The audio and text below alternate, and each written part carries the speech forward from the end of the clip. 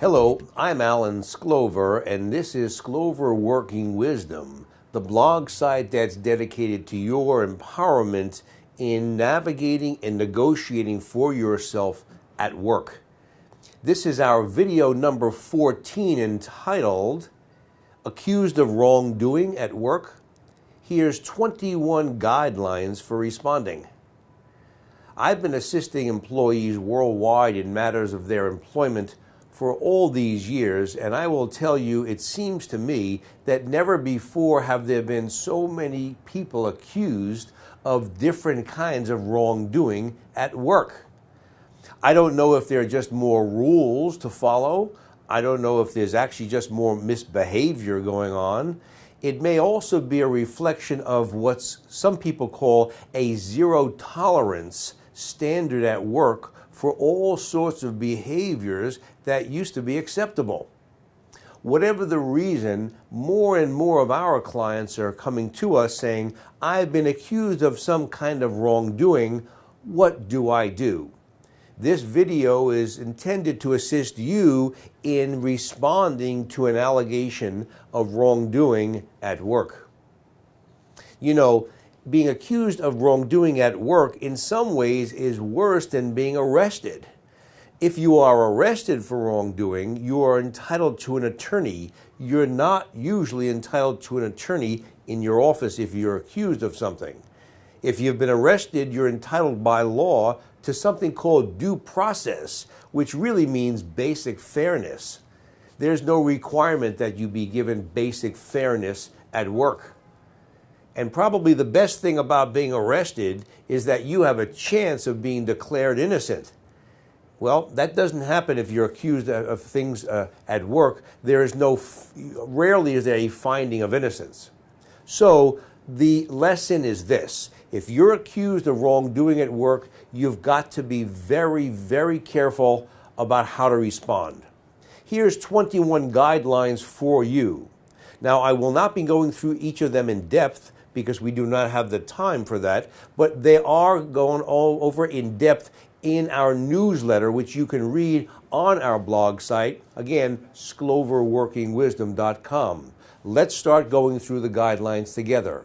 First, limit or do not act in any emotional way. Limit your emotions. Emotions never help a difficult situation.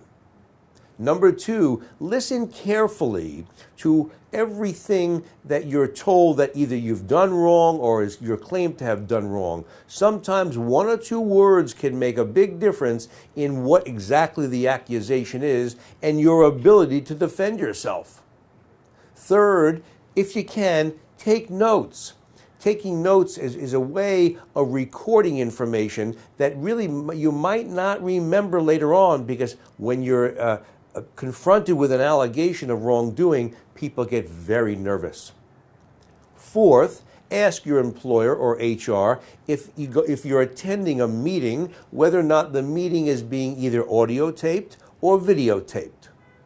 Fifth, ask whether or not you can have some delay to compose yourself and to figure out how is the best way to respond, or alternatively, will you be deemed fired if you don't immediately respond?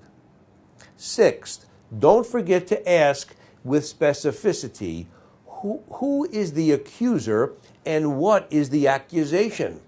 You'd be surprised how often employers will not tell you these things and give you really no good chance to defend yourself. Seventh, most employers have policies which give you some basic fairness, some process that should be followed. Ask for a copy of any policies having to do with disciplinary matters or allegations of wrongdoing, and ask to be given an opportunity to review them. Eighth, perhaps most importantly, if anything you've been accused of may be criminal in nature, ask you be given an opportunity to see an experienced criminal defense lawyer.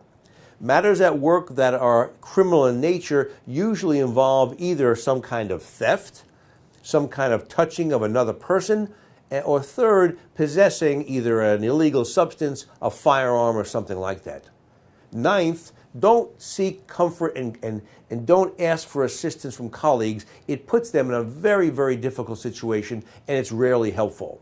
10th, don't sign, don't admit, or don't commit to anything. 11, don't be afraid to ask for a recess, especially if you feel that your stomach, your chest, or perhaps if you have a bad headache. Don't be afraid to ask that you come back another day if you're not feeling well. That's a totally justifiable reason to exit the premises. 12th, ask whether or not you're entitled to have an attorney sit with you in any such meeting. Most employers don't permit it, but still ask. Number 13, no matter what, you should obtain a consultation with an experienced employment attorney to give you some guidance in dealing with the accusation.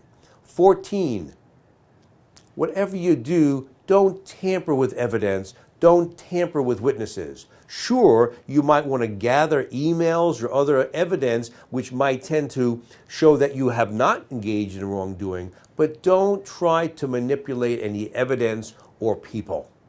Number 15, whatever you do, bear in mind that a written response is one of the best responses that you can do. That is, put together on your own time when you go home some sort of written response. 16, understand that everyone does it is not a defense. Don't try to say, well, everyone does the same thing. Going 90 miles an hour, even if everyone else is going 90 miles an hour, doesn't mean you don't deserve a speeding ticket. Don't be afraid also to call things as you see them. I know sometimes you don't want to appear to be accusing others, but if something is true, just call it as you see it. Don't be afraid of the truth. 18, don't be afraid also to propose some sort of resolution, perhaps a resignation that's done in confidence.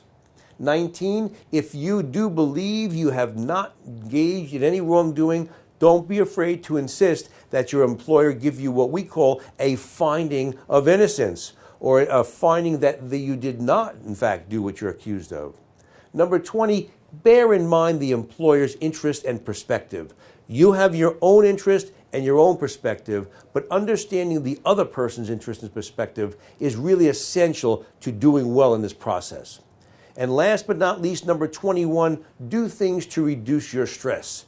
Whether or not it's exercise, prayer, meditation, or whatever, do some things to reduce stress because this is a highly stressful situation. We offer on our blog site also 2 model letters that you can obtain if you wish. One is for handling allegations of harassment, hostility, or discrimination.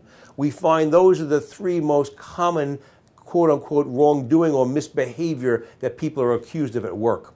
We also have a model letter which assists you in responding to allegations which handle other matters such as insubordination, absenteeism, or exceeding authority. This video and the other videos on our blog site are here to help you navigate and negotiate problems and opportunities at work. On our blog site, we also have our newsletter library, questions and answers. Without charge, you can submit questions and I'll try to answer them for you. And there are other resources to help you deal more effectively and successfully at work. I'm Alan Sklover. This is SkloverWorkingWisdom.com, the blog site. Thanks for viewing.